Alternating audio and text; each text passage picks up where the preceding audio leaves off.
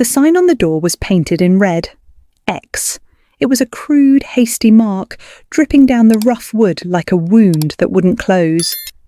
In the village of Oakhaven, that mark meant only one thing: the plague. It meant that the people inside were already dead.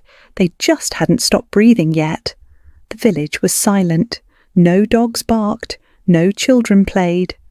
The only sound was the creak of the death cart's wheels as it rolled over the cobblestones, collecting the day's toll. From the battlements of Oakhaven Castle, the Duke, Lord Stirling, watched the cart. He gripped the cold stone until his knuckles turned white. He was a warrior. He had fought in the Crimea. He had faced cannon fire and cavalry charges without flinching. But this invisible enemy that rotted a man from the inside out, it terrified him because it had taken Elara.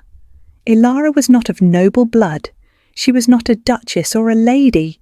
She was the village herbalist, a woman with hands stained green from crushing mint and eyes the colour of warm honey.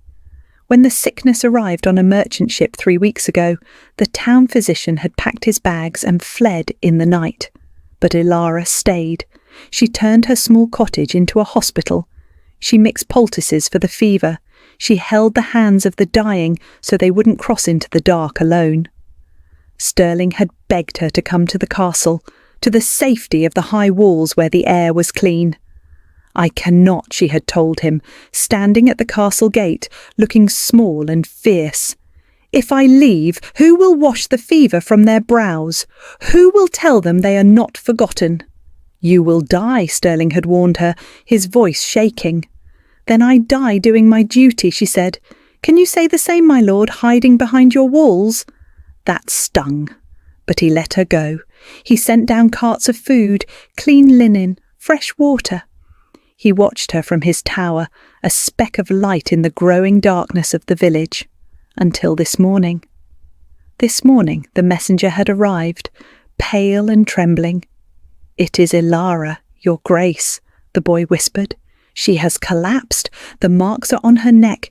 They have painted the door." Stirling didn't think. He didn't call a council. He didn't check the wind. "Saddle my horse," he roared. Now he rode through the village streets. The mud flew from his stallion's hooves. He wore his heavy velvet cloak, but no mask.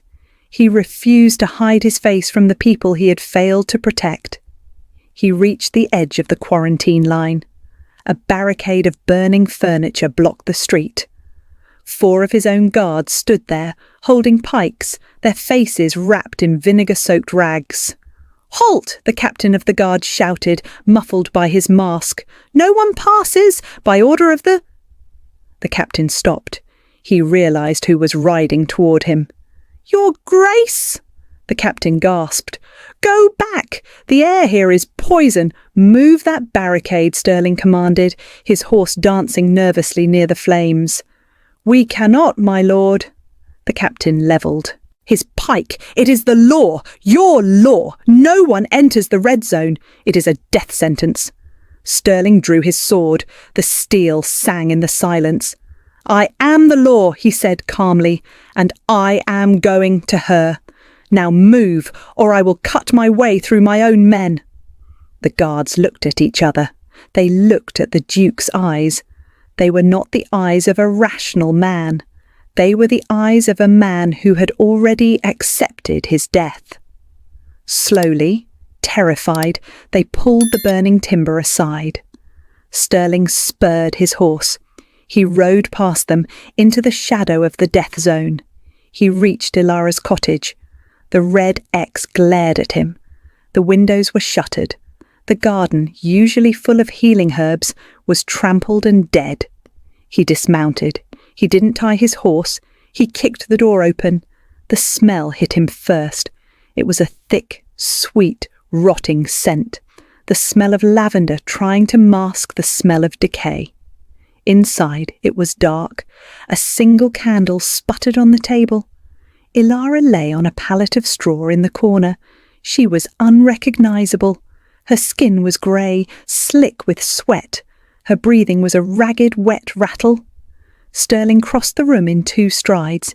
He fell to his knees beside her. The mud of the floor ruined his breeches. He didn't care.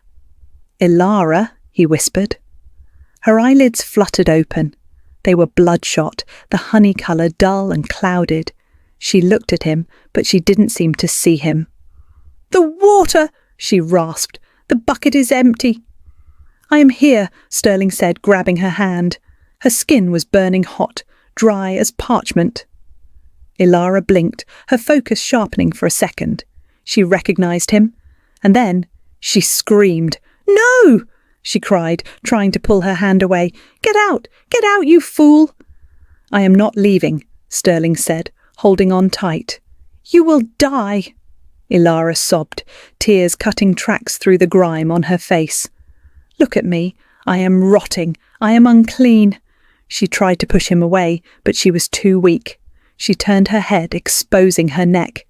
There, stark against her pale skin, was the bubo, the black swelling, the mark of the end. "See?" she hissed. "The devil has marked me. Do not touch me. Go back to your castle. Go back to your life." Sterling looked at the mark. He looked at the woman who had saved half his village while he sat in his tower. He looked at the lips that had whispered prayers for the dying until her voice gave out. "Unclean," he said, his voice shaking with a rage that wasn't directed at her, but at the cruel universe. He moved his hand to her face, cupping her cheek. She flinched as if he had burned her. "You are the purest thing in this kingdom, Elara," he whispered, and then he did the unthinkable. The Duke of Oakhaven leaned down. He didn't hold his breath. He didn't turn his head. He pressed his mouth to hers. It wasn't a quick peck. It wasn't a chaste kiss of farewell. It was deep, desperate, consuming. He breathed in her sickness. He tasted the plague on her tongue. He inhaled the air she exhaled. He kissed her until she stopped fighting him, until she melted into him, weeping. He pulled back, his forehead resting against hers. They were sharing the same air now, the same fate. "If you die, Elara, then I die," he vowed into the silence of the room. "I have breathed it in. It is in my blood now." Elara stared at him, her eyes wide with horror and wonder. You killed yourself. For me." "I will not live in a world without your light," Sterling said simply. "So if you want to save your duke, if you want to save the man you claim to respect, then you must live. Fight, Elara, fight for me, because if you go, I am coming with you." He picked her up. He lifted her off the dirty straw and carried her to the only chair in the room. He wrapped her in his heavy velvet cloak. Then he began to work. He found the water bucket. He found the herbs she had prepared for others. He forced the liquid between her lips. He bathed her forehead with cool water. He held her when the seizures took her, rocking her like a child, whispering promises into her hair. Hours passed. Night fell. The candle burned out. Sterling sat in the dark, holding her hand. He waited for the sickness to take him. He waited for the fever to start in his own blood, but it didn't come. Instead, just before dawn, something changed. Elara's breathing shifted. The rattle stopped.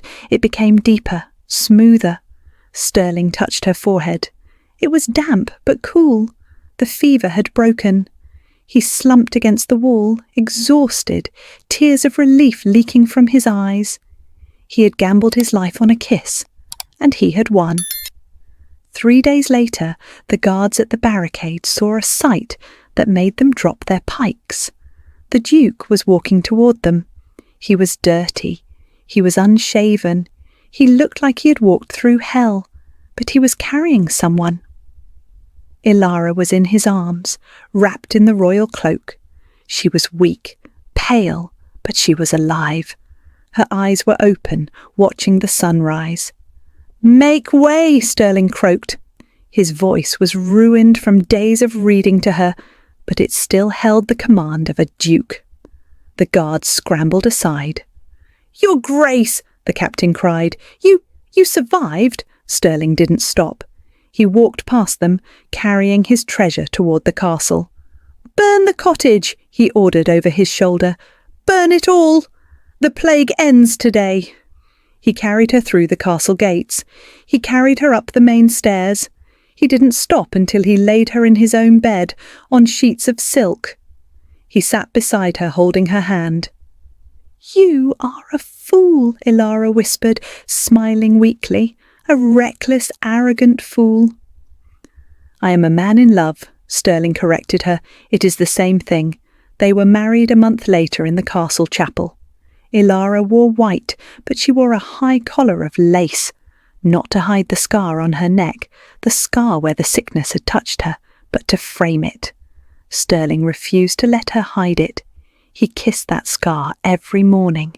He called it his victory mark. The village recovered. The laughter returned. But the people of Oakhaven never looked at their duke the same way again. He wasn't the distant lord in the tower anymore. He was the man who had walked into the fire for the herbalist. And Elara, she never stopped healing, but she no longer fought alone. She had a partner who wasn't afraid of the dark because he had already survived it. It brings up a terrifying question about the nature of devotion.